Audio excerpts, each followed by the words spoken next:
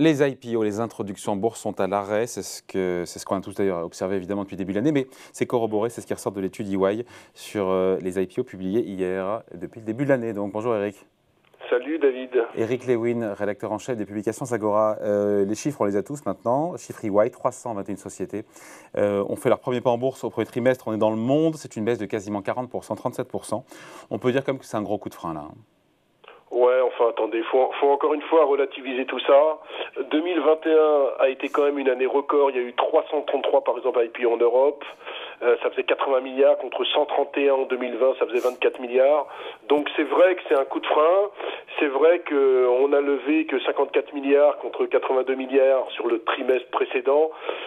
C'est vrai qu'il y a eu que 25 cotations à Wall Street, 2 milliards de levées contre 42 milliards.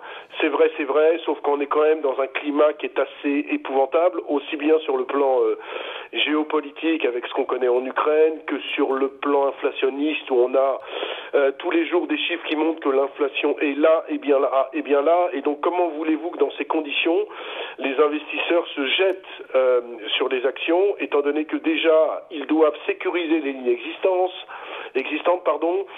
faire de la rotation sectorielle. Bref, il y a beaucoup d'incertitudes, mais je vais vous dire, vous regardez un autre chiffre, c'est celui des FUSAC, c'est-à-dire des fusions-acquisitions depuis le début de l'année. Il n'est pas bon du tout, David, puisqu'on est à moins 30%, on est simplement à 1000 milliards de dollars. Donc on se rend bien compte que tout ce qui est, même émissions obligataires, je crois que sur les émissions obligataires, on est à moins 30, tout ce qui est émissions, IPO, fusion-acquisition, tout est à l'arrêt. Tout est à l'arrêt parce qu'on est dans une plus complète volatilité. C'est annulé ou c'est différé? A priori, ça va être différé. Vous avez vu, par exemple, j'ai regardé pour vous 3 opérations sur le premier trimestre qui ont été différées et qui sont des grosses boîtes. Vous avez la banque espagnole Ibercaja. Vous avez WeTransfer à Amsterdam, vous savez, qui est spécialiste du transfert des fichiers. Il y avait un livre d'ordre qui était déjà constitué, donc on était au bord de l'IPO. Et on a Schiphol Pharm qui est dans la pharmaceutique à Francfort. Ces 3 boîtes ont annulé leur opération, mais à mon avis, ça va être différé dans le temps, parce que ces 3 sociétés étaient très en amont dans leur process.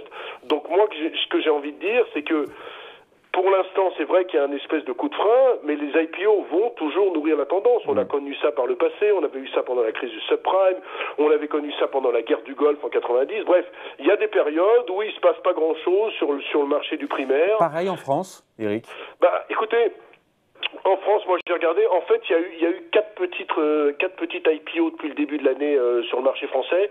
On a eu hier Smayo, c'est dans la chirurgie rachidienne, mais simplement 9 millions d'euros de levée de fonds, première cotation demain.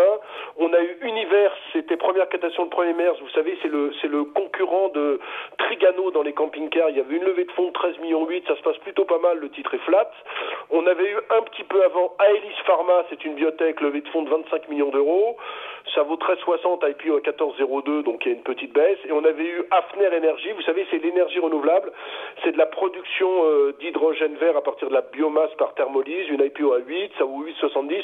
En tout, ça fait même pas 100 millions d'euros de levée de fonds sur ces 4 petites IPO. Donc c'est vrai qu'en France aussi, on a du mal, parce que, bon, très franchement, dans le monde des petites et moyennes capis, puisque c'est le monde des petites et moyennes capis, vous n'avez pas tellement envie, quand vous êtes gérant, quand on vous appelle en disant, tiens, je vais vous présenter un dossier, alors que vous voyez le CAC 40 comme aujourd'hui perd 1,5%, donc vous n'avez pas la tête à ça.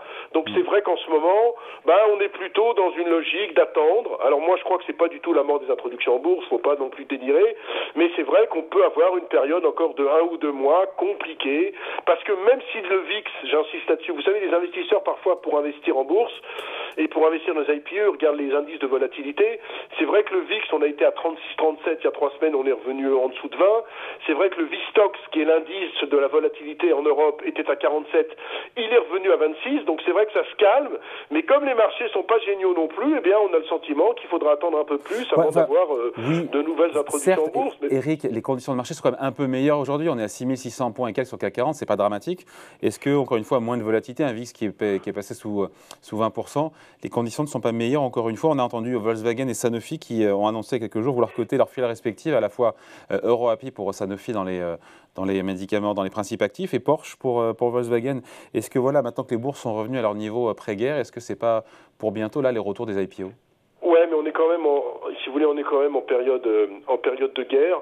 Ce qu'il faut savoir, je l'ai dit souvent, c'est qu'on a retrouvé largement le niveau qu'on avait avant la guerre. Hein. Ça met en moyenne, je le disais, 47 jours.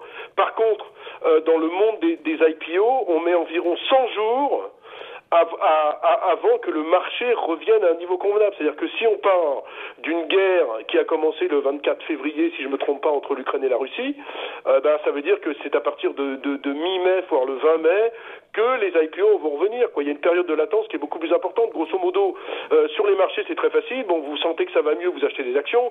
Sur les IPO, le temps qu'on revienne dans le process, le temps que les banquiers se mettent autour de la table, que les avocats reviennent, même pour des transactions qui ont été différées, ça peut mettre 3 mois. Donc, à mon avis, si on considère que ça va se calmer en Russie-Ukraine, si on considère que l'inflation ne va pas devenir sur des niveaux démoniaques, à mon avis, ça peut repartir vers la mi-mai. Donc, avant la mi-mai, il ne devrait pas se passer grand-chose. Ouais. Notamment avec ce dossier, cet IPO d'EuroAPI, j'en parlais, qui est en cours, entrée en bourse validée par la MMF, première cotation le 6 mai. Gros fabricant de principes actifs. On en a beaucoup parlé pendant la pandémie. Ce sont les molécules de base pour faire des médicaments. C'est à suivre. C'est un beau dossier pour vous, ça? Bah oui, écoutez, donc le 6 mai, vous voyez, quand je parlais, j'avais pas ça en tête, mais c'est vrai que début mai. Ouais, écoutez, c'est un beau petit dossier. En fait, c'est la fabrication de tous les principes actifs pharma, ce qu'on appelle les API, qui forment les médicaments une fois conjugués aux excipients. Le chiffre d'affaires cette année de cette boîte, elle a fait 893 millions d'euros sur l'exercice 2021. Ça pourrait faire plus d'1 milliard sur 2021 avec une marge opérationnelle supérieure à 14%. C'est légèrement moins rentable que Sanofi. Bon, ça va dans le sens classique de Sanofi, qui, vous savez, qu'il y a un projet qui s'appelle Play to Win. L'idée, c'est de simplifier les structures. Ce qu'ils vont faire, c'est qu'ils vont distribuer 58% du capital d'EuroAPI sous la forme d'une action EuroAPI pour 23 Sanofi. Dans l'histoire, ça va être légèrement relutif pour Sanofi. La BPI va prendre 12% du capital, donc on sait qu'ils sécurisent déjà 12%. Sanofi n'aura plus que 30% avec une clause de conservation de 2 ans. Lavalo, malheureusement, on ne sait pas encore. Ça peut être entre 1,5 et 2 milliards d'euros. C'est quand même 20 fois moins que le leader incontesté qui s'appelle Lonza, qui doit peser autour de 40 milliards d'euros. Maintenant, oui, c'est un beau petit dossier qui est rentable. Mais moi, je vais vous dire une chose, ça va vous étonner, mon cher David, mais je préfère Sanofi, qui est au plus haut depuis 5 ans. Je regardais les ratios aujourd'hui. Sanofi a encore discounté d'au moins 20 à 25%. Au plus haut ou au plus bas depuis 5 ans, Sanofi? Pardon? Sanofi au plus bas depuis 5 ans, vous voulez dire? Au plus haut. Au plus haut depuis 5 ans, Sanofi, d'accord. Au plus haut, oui, non, écoutez, je regarde bien. Sanofi, non, au plus haut depuis 5 ans. Sanofi qui connaît une bonne période boursière. Et moi, je me dis que franchement, c'est peut-être pas fini sur le titre. Et moi, je vais vous étonner, je serais peut-être plus acheteur de Sanofi. Non, David, vous savez, sur 5 ans, l'action gagne 11%. On a fait un plus haut ce matin à 96,33 €, qui est bien le plus haut niveau depuis 5 ans.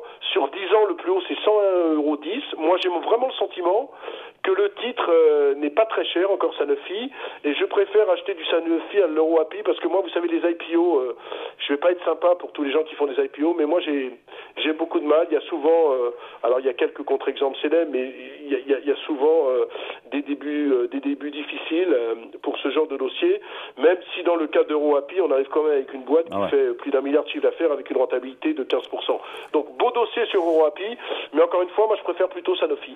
Allez, merci beaucoup. Point de vue et conseil signé Eric Lewin, rédacteur en chef des publications Zagora. Salut Eric, merci. Salut David.